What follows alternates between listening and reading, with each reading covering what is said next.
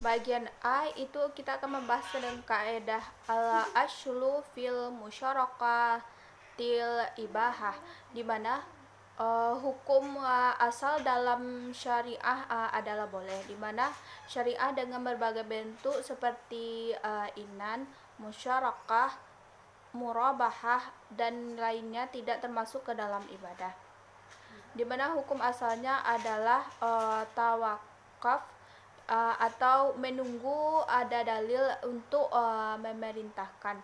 Namun syirkah termasuk ke dalam adat atau kebiasaan di mana hukum asalnya adalah halal. Bagian B kita akan membahas tentang kaidah al-ghurmu bil gunmi atau resiko berbanding lurus dengan keuntungan, di mana kaidah ini merupakan kaidah umum dalam fikih, yang mana karena adanya kaidah ini tidak semata-mata berada pada aspek muamalah saja, namun juga terdapat dalam sejumlah bab fikih lainnya.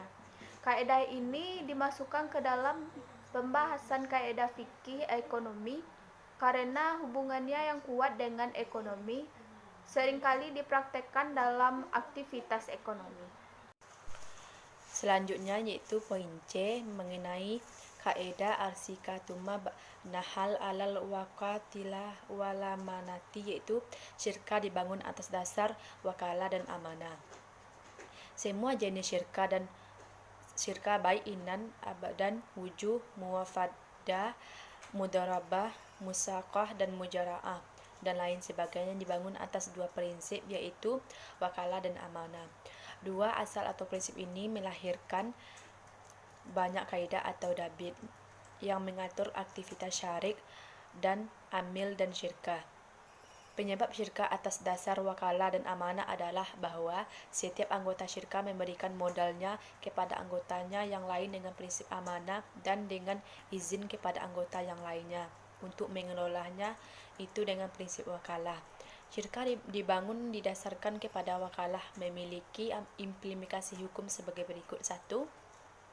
Disyaratkan dengan semua peserta syirkah memenuhi syarat muwakil atau orang yang memberi perwakilan dan wakil, karena semua peserta atau anggota syirkah dianggap juga sebagai wakil buah anggota syirkah yang lain, di mana syirkah membutuhkan skill untuk melaksanakannya. Yang kedua, syirkah dengan semua jenis untuk mengandung makna tawakil atau pemberian otorisasi.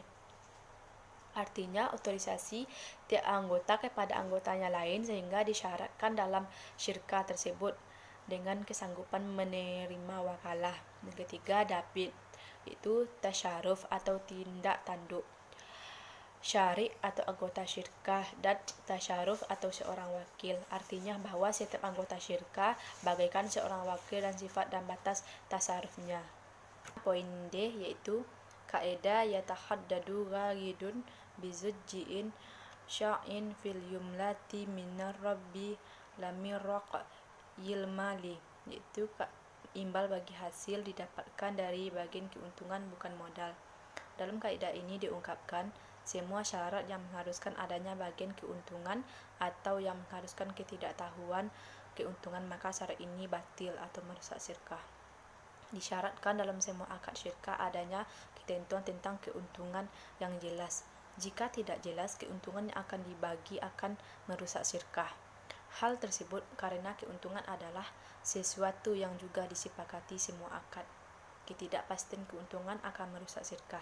Ketika tidak diketahui pembagian keuntungan, maka akan mendorong terjadinya perselisihan yang mengakibatkan rusaknya akad syirkah, seperti halnya rusaknya akad muawadah.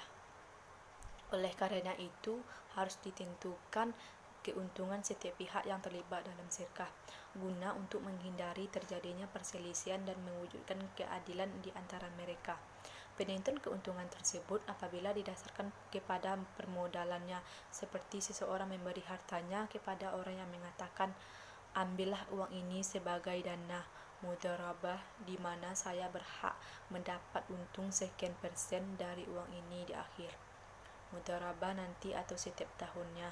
Maka akad ini akad mudharabah namun utang berbunga.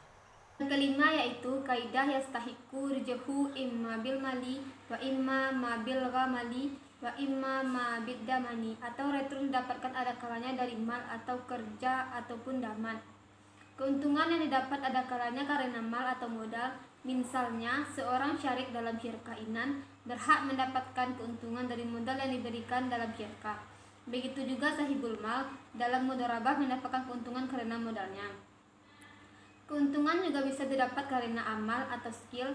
Misalnya, mudarib berhak mendapatkan keuntungan dari mudharabah karena skill yang dimilikinya, meskipun ia tidak memiliki modal untuk itu. Yang keenam yaitu kaidah matlugani zulmun yuhillu irdahu wa wuqubatahu. Kaidah fikih ini merupakan jawami' kalim dari Rasulullah SAW dari Abu Hurairah bahwa Rasulullah SAW bersabda, orang kaya yang enggan bayar hutang adalah suatu kezaliman. Dan dari Umar ibnu al-Rashid dari ayahnya bahwa Rasulullah SAW bersabda, penundaan pembayaran yang dilakukan orang mampu menghalalkan harga diri dan memberikan sanksi kepadanya.